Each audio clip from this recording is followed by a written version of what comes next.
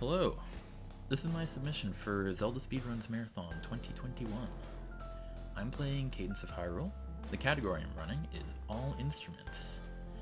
This category requires beating the 4 main dungeons of the game, 1 sub-dungeon, as well as the 2 main DLC dungeons, and I'll get more into the details of each as we get to them. Please note, this game has several randomized elements, inherently, which means that the topics I discussed during this run may occur elsewhere during a marathon setting. So without further ado, let's get going. We select story mode, and right away we're given a choice, and we immediately pick Zelda. Zelda has a superior ability, as well as a superior weapon class.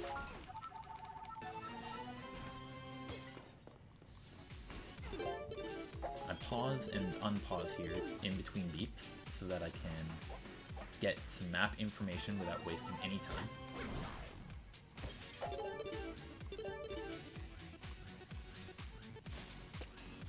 And money is important in this run, so we're going to grab that immediately. Right below us, we have a very good start, because it's got a tile which always has guaranteed a wisdom torch. Wisdom Torch lets us see important items, such as these Boots of Leaping, which are in this chest. The Boots of Leaping allow us to move 2 tiles in the space of 1 beat, instead of 1 at a time. That rabbit down there is completely randomized. Even 2 people racing at the same time may not encounter that rabbit.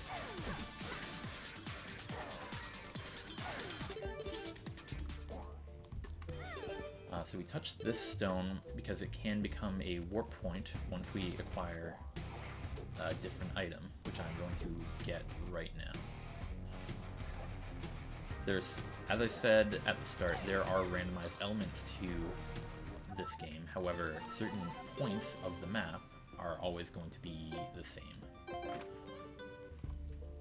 So here, by looking at the edges of some of the map tiles, I could see that Gerudo Desert is in this direction. So I'm immediately heading there.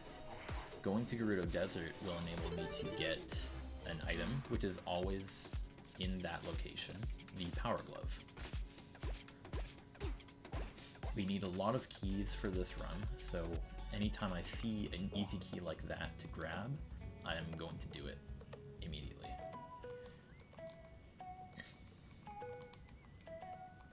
So we're gonna grab the glove here. We want to come back to the actual town. In a marathon setting, there's a reason to come back to the town. So if you're aiming for speed, you may not want to do that.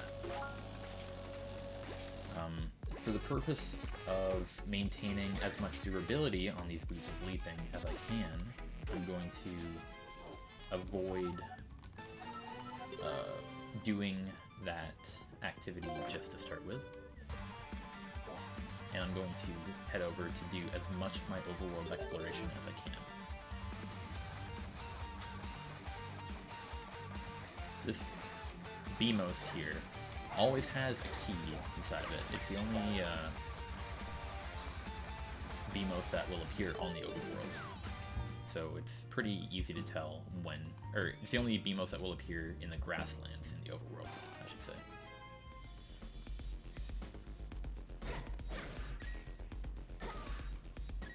So, continuing to just grab as many keys as I can find. There is, of course, a point which we'll need to stop. There's only 5 keys needed in total. Now, I killed that shopkeeper there because he drops a coupon which will allow us to skip, or to get an item which will allow us to skip the first floor of an upcoming dungeon.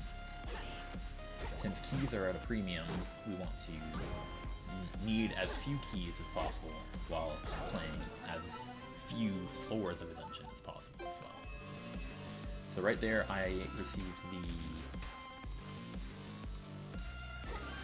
Hibiscus Potion, And using the hibiscus potion, I'm going to wake up Link, who's waiting in this house. From here, I'm going to simply walk west. With the map, you can see large super tiles, and I see immediately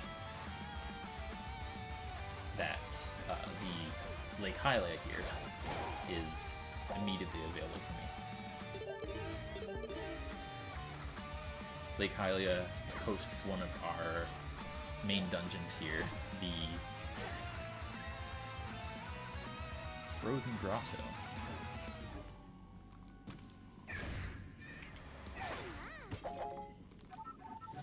But with flippers, because it will also not only does it help us in getting to this dungeon, but it will assist us in skipping the first floor of a different dungeon. With these boots that I picked up at the beginning of Lake Hylia, I'm able to simply walk over to the second floor, thereby just skipping the first floor. It's one of the easiest floors to skip. Unfortunately, I just lost my torch there from this bubble. I think it's a bit of a toss-up which Zelda game bubbles are considered to be the worst in, but Cadence of Hyrule definitely has that in the running. So, as you can see at the end of each dungeon, there is a mini-boss fight, which will allow you to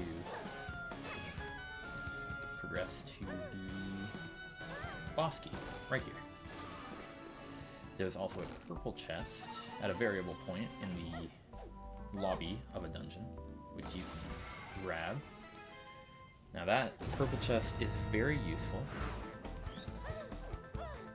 because there is a certain item that you will need out of many, such as Cane of Samaria, Hookshot, which will enable you to skip more parts of the game. Temple of Storms specifically. So we just beat with Robo there. With Robo, the common first boss to fight.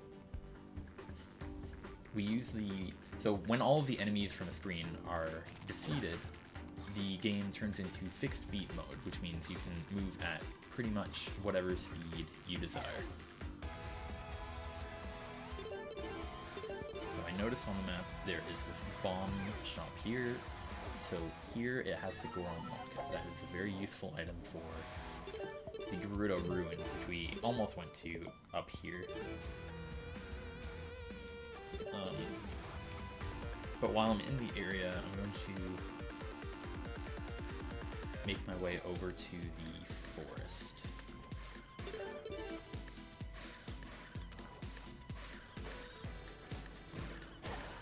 During periods of overworld transmissions such as this, it would definitely be a moment for donations of some kind or what have you.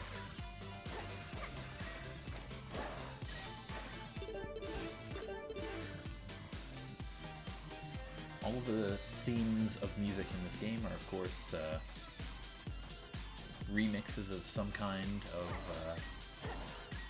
Zelda game. Some of them have Crypt the NecroDancer remixes, which this game is borrowing its mechanics from. So I could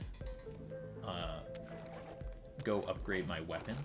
I received a rapier from the With Robo boss. I'm actually good on keys. I'm just glad. I could go upgrade that weapon now, but I don't necessarily need to for this boss, who has a quick kill available based on having bombs and bomb twos. Just like a lot of Zelda games, bombs and bomb twos are invaluable.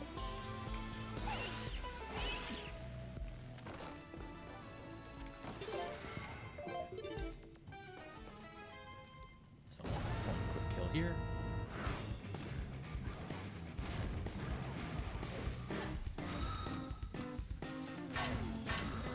Attempt to.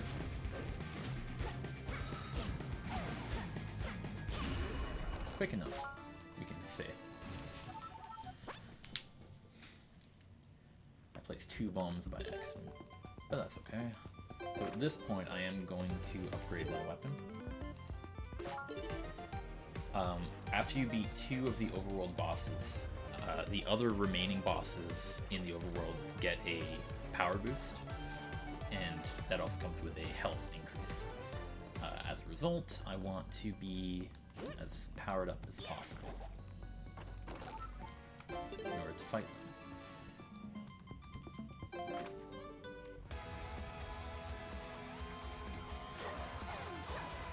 So with 2 dungeons left, we have to make our way through Lost Woods to start off. And once we're done with Lost Woods, we'll be heading back to the mountain in order to go to Temple of Storms.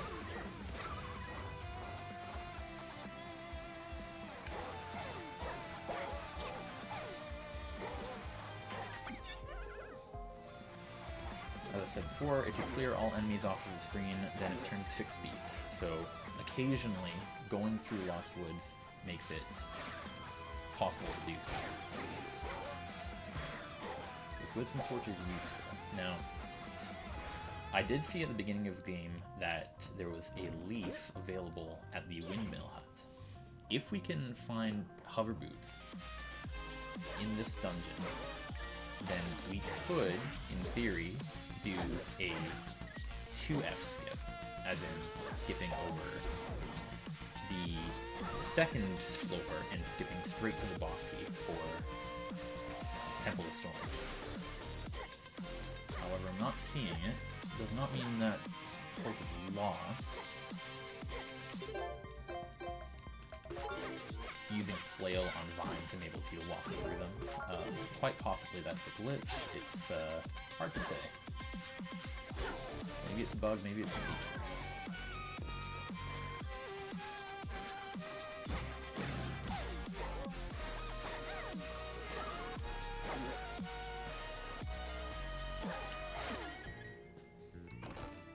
We have the boss key, and we can fight the boss of this dungeon as well.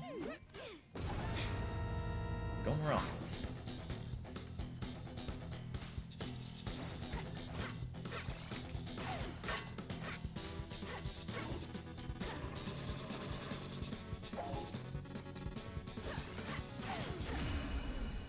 Unfortunately, we didn't get any hover boots, and as a result, I'm very inclined to keep my power boots, and I have no reason to pick up the leaf that's here at, you can see it here. At any rate, we do make our way to Temple of Storms through the back entrance.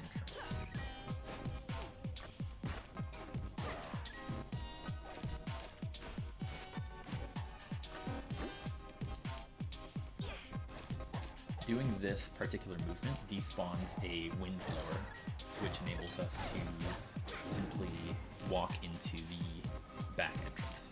Normally those wind blowers are active until the boss of Temple of Storms here is defeated. So with this,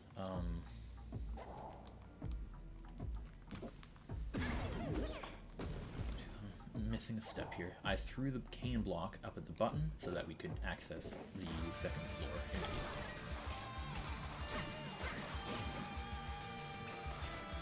You can see the pots with the wisdom torch in the bottom left. That's my clue that the mini boss is here, because it is a Kinox who is throwing bombs at your pots. You want to use them as cover.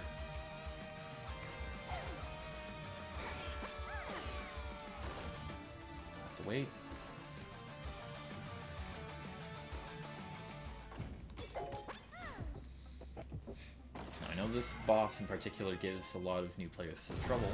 However, the strategy is simply to throw some bombs at it. Results will, of course, vary because the heads move randomly. I had a very lucky go of it that time, having all of the heads bunch up. Or 3 of the heads at least.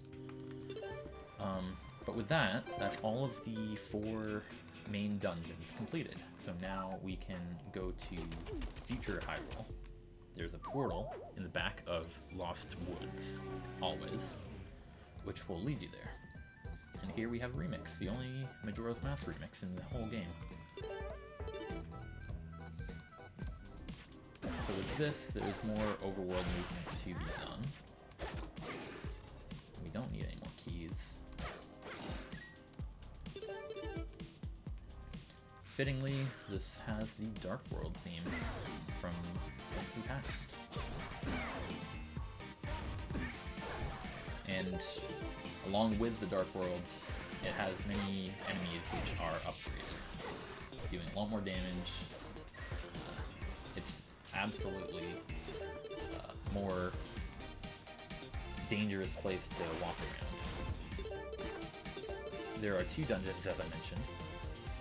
The first being the Gerudo Arena, which I'm going to walk up to starting out here, and also the Temple of Brainstorms, a little joke off of the Temple of Storms, which we just completed. Sorry.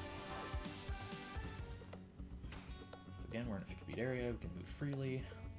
So I'm not going to complete this dungeon just yet. I'm going to open the Sheikah Stone so we can warp back to it later.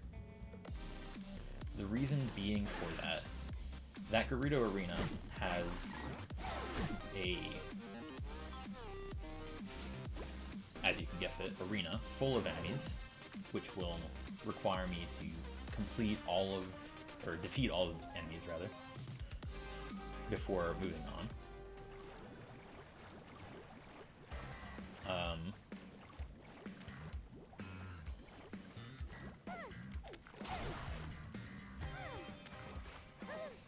And as such, it's an auto-scroller. I would need to have the bow. I'm hoping to get the bow from the other dungeon before I go, in order to save some time in Gerudo Arena.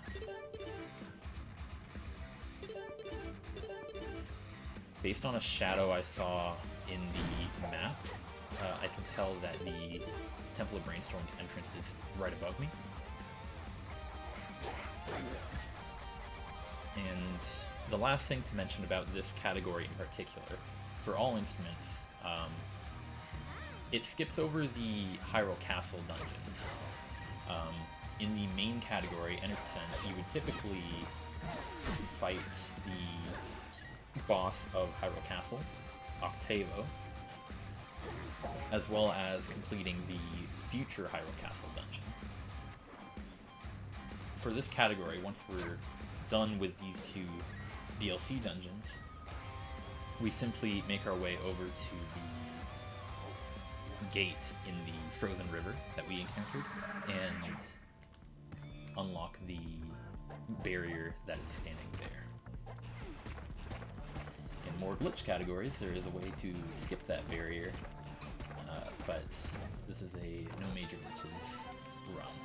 So here we found the bow, which is a very good find immediately, because not only does it help us with this dungeon, but it will help us later. So this is Temple of Brainstorms. It is a randomly generated puzzle dungeon. So this room full of Ice Lizalfos is not set in stone. The orientations of all the enemies and the ice blocks are different. Fortunately, we found a blue chest containing a map, which is very good luck. It enables us to see the entire layout of the dungeon, where we need to go. You can see there's a Freddy shop there, and that will become crucial.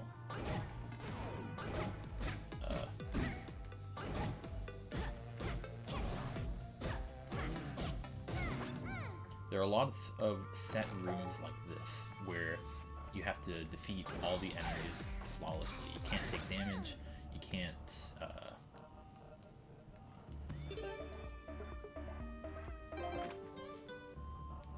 you can't miss a beat either, and as such you have to sort of memorize some solutions for them. Apologies during those solutions. Have to make sure I'm hearing the beat properly. So this Temple of Brainstorms is interesting in that it actually requires the wind to progress. Sometimes the environmental hazards are required, sometimes they're not quite hard required. Here we have an example of a puzzle which we have to hit all of the enemies on their respective electricity tiles in order to progress.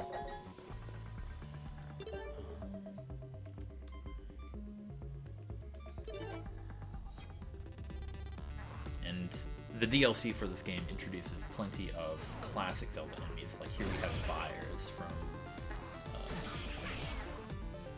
Zelda 1. I think they're in Dungeon 5 if I'm not mistaken.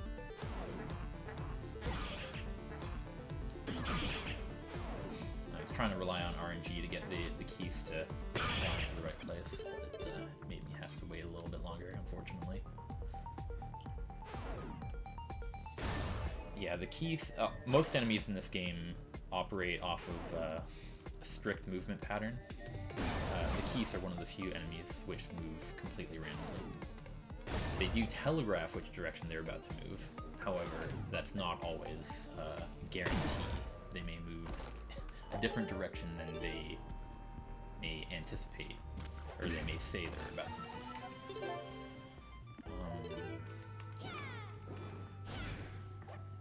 So, early on, we collected the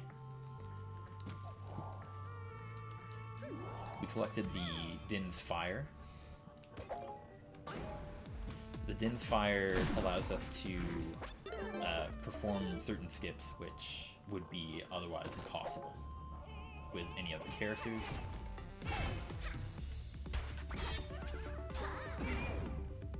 Now this is actually a little bit concerning. Okay. See, the rabbit there, Topo, actually steals items.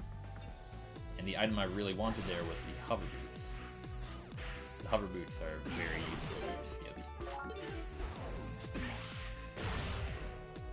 Unfortunately, rope rooms are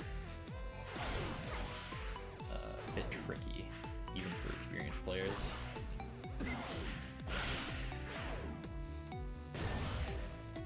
They just come in a cluster and cause some mischief. Oftentimes it's easiest to just take hits from them, rather than to properly fight them. There's another mode for this game, aptly called Puzzle Mode, which has this randomly generated dungeon, but in a 4-floor format instead of a 3-floor format. The goal for this dungeon is to collect the unpowered synth, which is what we're about to collect. And then after that, we will need the boss room entry. The boss room is already open, unlike the other dungeons in the overworld. It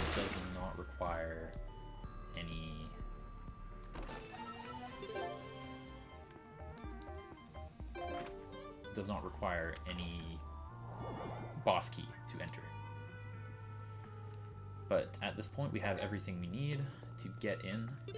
Using the map, I could tell that simply entering the boss room would. Oh, I misread the map. Entering the boss room is to be done from here instead.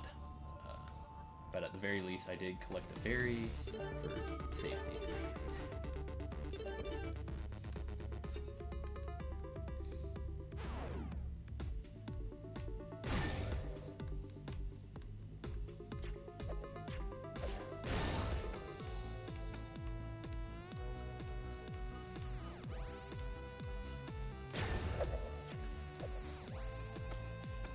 Another classic Zelda enemy, gorillas.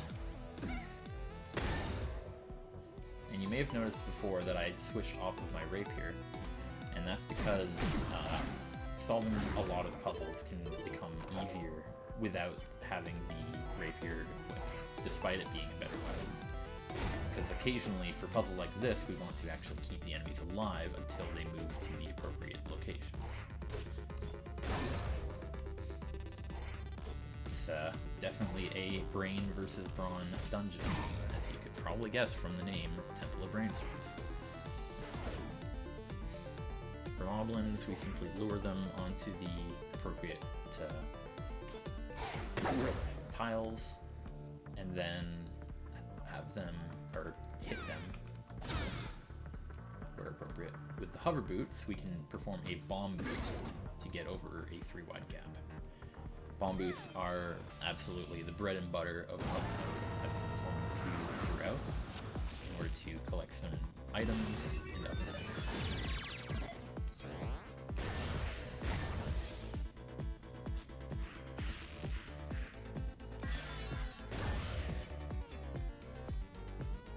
This boss is Synthroba. It's taking the wire puzzle concept and putting it into a boss fight. So instead of having one set kind of enemy, we have randomly generating enemies which we need to line up in the appropriate places.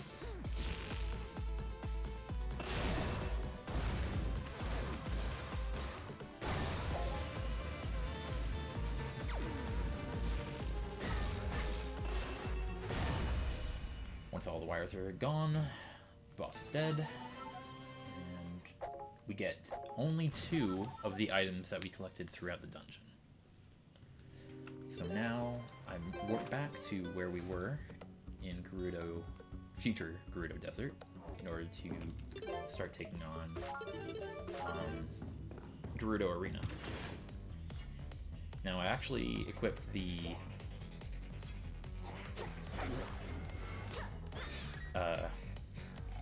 rapier first, so that if I ever break this glass flail, I'll be able to immediately have my rapier available to me.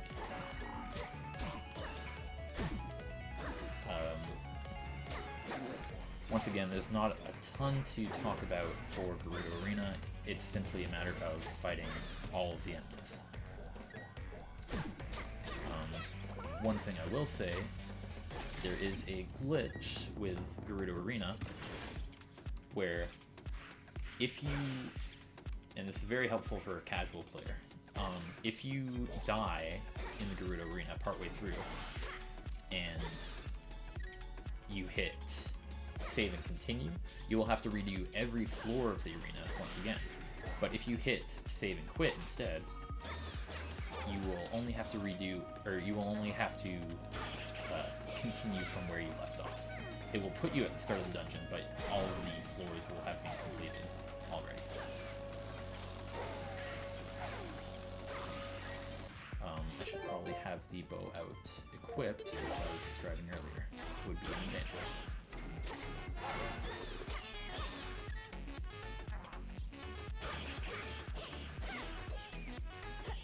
Now, one of the things I was mentioning at the beginning, but I'm realizing I didn't actually do, was go back to Gerudo Desert for a item. In a marathon setting, that would be useful to collect. It would be a bomb bag. A bomb bag would enable me to have 10 bombs and 10 bomb juice, rather than the 5 and 5 that I currently have. That is particularly useful for the boss that's coming up, because it is only vulnerable to bombs and bomb juice. There are infinite bombs in that fight, but it is of course faster and safer to have, you know, all the bombs and bomb juice you'll ever need. Here's a unique enemy to the arena, the Iron Knuckle Rider.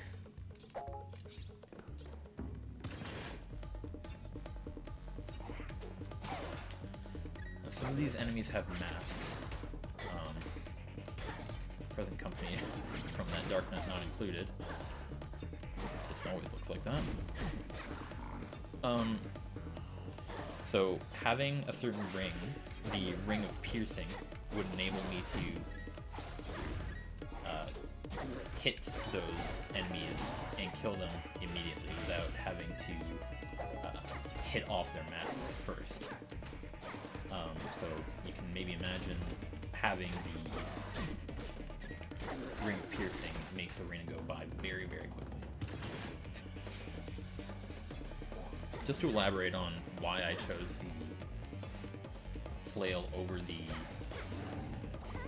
rapier. They're both very good weapon types. Rapier is absolutely, I would say, the winner when it comes to general world movement. But in the arena, having the flail allows me to walk around and hit enemies more quickly, generally speaking, compared to the rapier. It also has the very rare potential to hit 2 enemies at a time, which is thought to be a glitch. Here's King Dodongo. Dodongo hates smoke, as we all know. And as such, you have to feed King Dodongo plenty of bombs and bomb juice. Now, the reason why having the bomb bag would be beneficial is, of course, having the bombs for this boss, but the problem is we also would like to have the bombs for the final boss, which is, of course, Ganon. I shouldn't say of course, I'm sure there's plenty of Zelda games which don't have Zelda's final boss.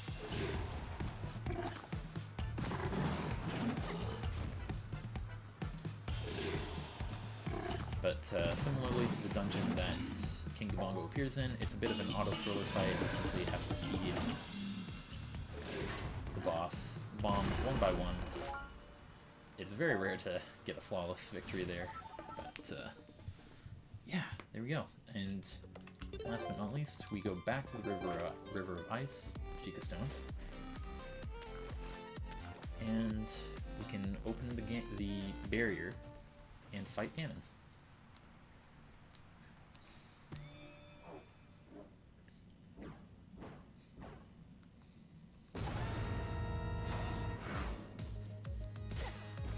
So this fight entails having all 3 characters, but using explosives we can do more damage to Ganon than you could if you were to simply hit him with a different character.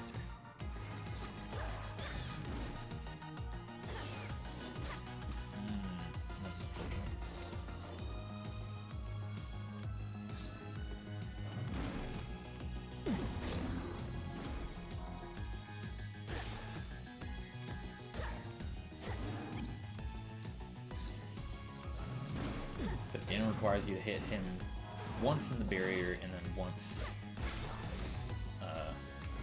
properly. So with all 3 characters released, we step onto the Triforce pieces, and that is time.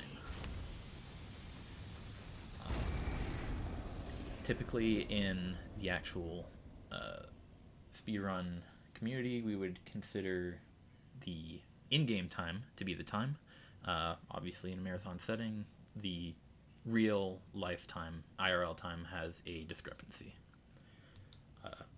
So that was my run of Cadence of Hyrule. All instruments. I would say a fairly safe estimate for this run would be 40 minutes long.